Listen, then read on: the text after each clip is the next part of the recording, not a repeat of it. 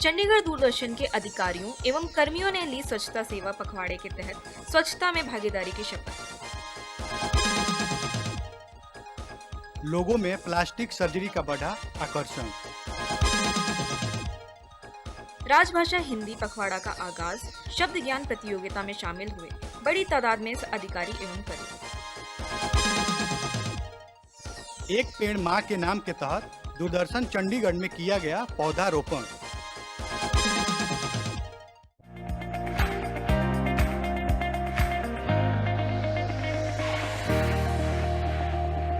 पिछले दिनों दूरदर्शन चंडीगढ़ में स्वच्छता ही सेवा के तहत स्वच्छता के प्रति सजग एवं अपनी भागीदारी सुनिश्चित करने की शपथ समारोह का आयोजन किया गया।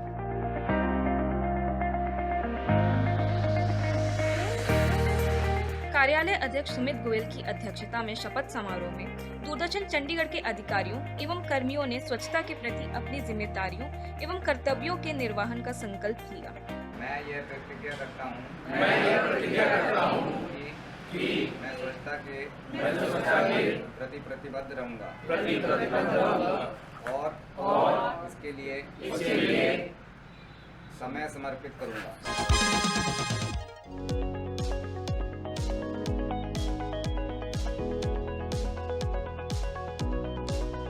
शल्य चिकित्सा में प्लास्टिक सर्जरी की भूमिका एवं योगदान एक वरदान के रूप में देखा जा रहा है। प्लास्टिक का मतलब होता है टू मोल्ड, टू रीशेप। तो प्लास्टिक सर्जरी का वहां से डिराइव हुआ है ये वर्ड जी। तो किसी भी चीज को रीशेप करना या मोल्ड करना, that is the quality of plastic. अगर कैंसर सर्जरी के बाद आपको रिकंस्ट्रक्शन की जरूरत है तो उसके लिए हेड प्लास्टिक सर्जन की जरूरत पड़ती है। अगर हम चेस्ट पे आएंगे तो ब्रेस्ट के रिडक्शन, ब्रेस्ट का ऑगमेंटेशन या उसका लिफ्ट, वो एक फिर प्लास्टिक सर्जन का रोल है जी। सेम कैंसर के, ब्रेस्ट कैंसर के बाद नया ब्रेस्ट बनाना, वो भी प्लास्टिक सर्जन का रोल है जी। फिर अगर हम अबडाउन पे जाएंगे, ट्रंक एरिया में जाएंगे, तो वहां पर फिर अगर आपको टमी टक करना है या आपको सिक्स पैक्स बनाने हैं, ये सब फिर प्लास्टिक सर्जन है। ये कॉस्मेटिक पार्ट हो गया।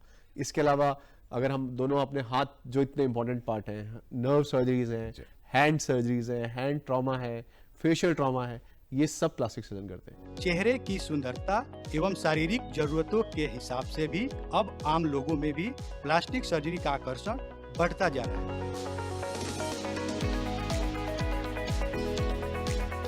बहरहाल प्लास्टिक सर्जरी की भूमिका अब शल्य चिकित्सा से आगे बढ़ते हुए शारीरिक रख रखाव एवं शारीरिक स्वास्थ्यता की जरूरत के रूप में चिकित्सा का वरदान अवश्य नजर आता है।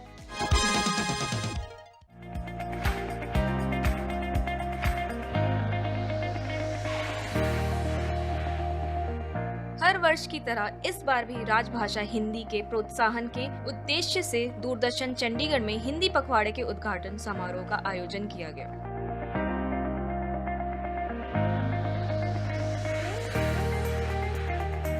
इस अवसर पर कार्यालय अध्यक्ष सुमित गोयल ने राजभाषा के क्षेत्र में कार्यालय के अधिकारियों एवं कर्मियों के प्रयासों पर संतोष जताते हुए कहा कि राजभाषा में 100% अपने कार्यों को सुनिश्चित कर जिम्मेदारियों का निर्वहन करें। और आप सबकी एक शिद्दत से जो लगे हुए हो आप, तो उसका परिणाम है कि अब पखवाड़ा हमारे लिए एक तरह से महोत्सव सा बन गया है।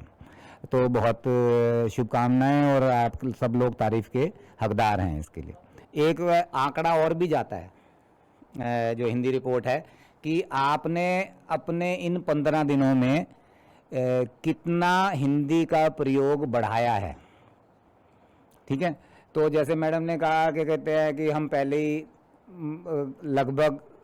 लगभग पूरा ही हिंदी में नोटिंग कर रहे हैं, तो अपने दिमाग में आप सोच के कुछ चीज़ें करिए कि आप इस 15 दिनों में पूर्ण रूप के ऊपर और क्या कर सकते हैं। इस अवसर पर दूरदर्शन चंडीगढ़ में राजभाषा अनुभाग द्वारा किए जा रहे प्रयासों की जानकारी देते हुए राजभाषा प्रभारी आलोक कुमार ने हिंदी पखवाड़ा के दौरान किए जाने वाले आयोजनों की जानकारी साझा करते हुए ज्यादा से ज्यादा भागीदारी सुनिश्चित करने का आग्रह किया। जब हिंदी की राजभाषा की बात आती है तो समाचार एकांश का भी योगदान बखूबी रहा है और कई केंद्रों पे तो राजभाषा की बात आती है तो लोग जो प्रतियोगी हैं समाचार जो प्रोत्साहित किए जाते हैं, देखकर जो है ना भाषा को सीखने का प्रयास किया जाता है।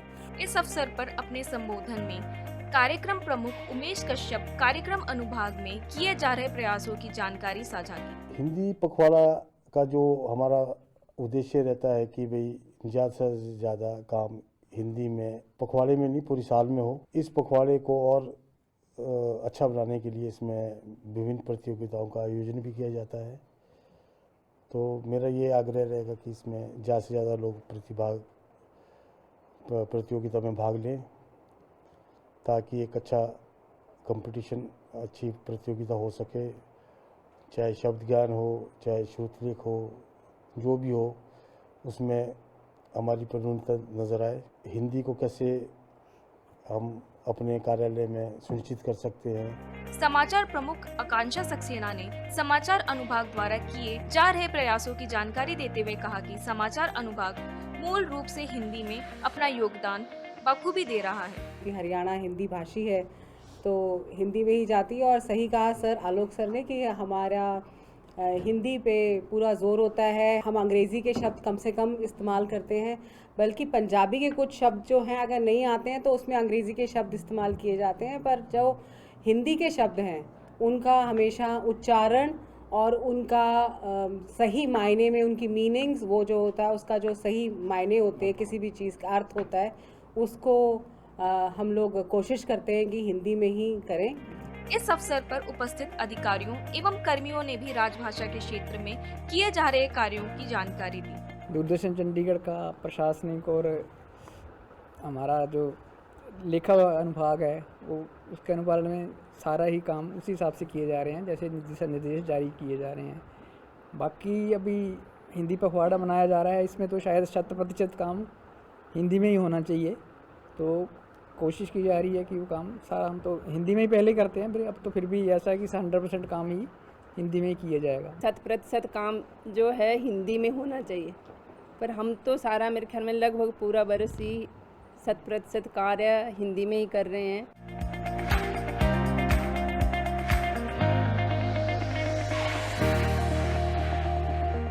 हिंदी पखवाड़ा के तहत पहले आयोजन में शब्द ज्ञान प्रतियोगिता का आयोजन किया गया।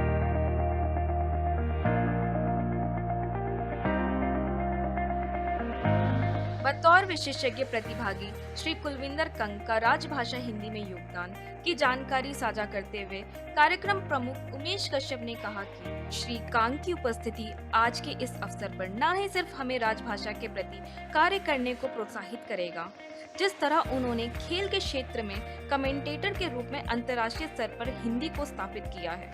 18 सितंबर को इस पखवाड़े का पहली प्रतियोगिता शब्द ज्ञान द्वारा रखी गई है और आप सभी लोग इसमें भाग ले रहे हैं। मेरी आपको शुभकामनाएं, और आने वाली जो दिनों में प्रतियोगिता होगी उसमें भी आप बढ़ चढ़ कर भाग लेंगे। और कंग साहब का मैं दूरदर्शन परिसर में आने के लिए बहुत बहुत स्वागत करता हूँ, धन्यवाद करता हूँ। राजभाषा प्रभारी आलोक कुमार ने विशेषज्ञ अतिथि श्री कंग का स्वागत करते हुए कहा कि श्री कंग की उपस्थिति आज हम सभी के लिए प्रेरक बल के रूप में अनुभूति दे रहा है और उपस्थित प्रतिभागियों को प्रतियोगिता में भाग लेने के लिए शुभकामनाएं दी। आदरणीय कार्यक्रम प्रमुख, विशिष्ट अतिथि कंग साहब और उपस्थित अधिकारियों कर्मी, आप सभी का हिंदी पखवाड़ा के पहले आयोजन में बहुत बहुत स्वागत है, अभिनंदन है।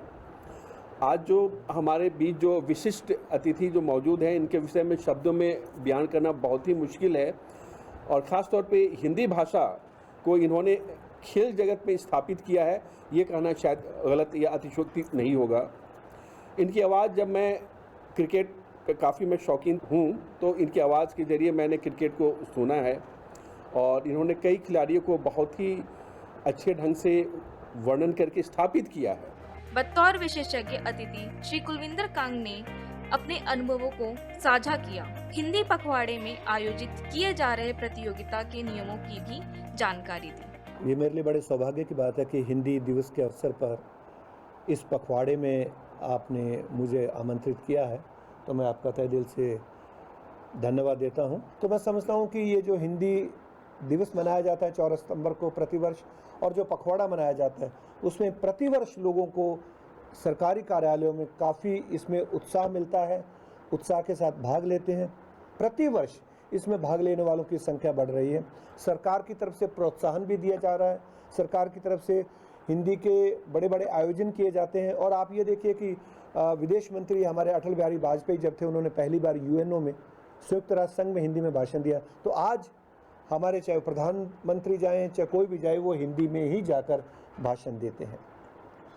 तो मैं आप सब लोगों को शुभकामनाएं देना चाहूँगा कि आप लोग हिंदी पखवाड़े में इस शब्द ज्ञान में आज भाग ले रहे हैं। ये पेपर काफ़ी मुश्किल होना चाहिए, मुझे ऐसा लगता है, लेकिन ये है कि ज्ञान बढ़ेगा इससे। शब्द ज्ञान प्रतियोगिता आयोजन में बतौर पर्यवेक्षक श्री मनोज ननवाल ने भी अपनी भूमिका का सफल निर्वहन किया।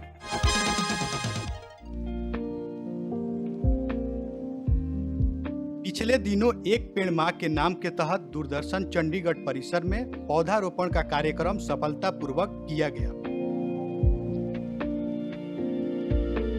इस पौधारोपण कार्यक्रम के आयोजन में उप निदेशक प्रदीप धीमान, सहायक निदेशक अभियांत्रिकी शकुंतला भट्ट एवं अधिकारी और कर्मियों ने भाग लिया।